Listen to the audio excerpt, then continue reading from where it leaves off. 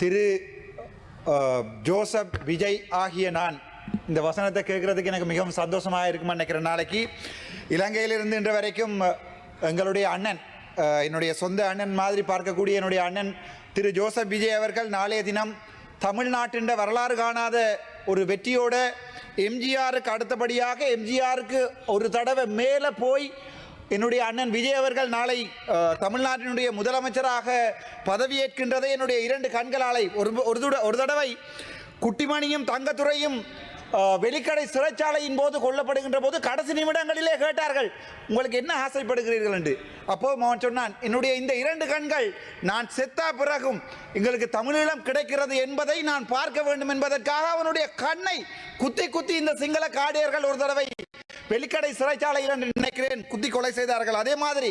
இன்று என்னை எவனாவது கேட்டால் உன்னுடைய கடைசி ஆசை என்ன என்று என்னுடைய தமிழ்நாட்டு முதலமைச்சர் திரு ஜோசப் விஜய் ஆகிய நான் என்பதை வாசிக்கின்ற போது அதை என்னுடைய இரண்டு கண்களாலும் பார்க்க வேண்டும் என்று ஆசைப்படுகிறேன்.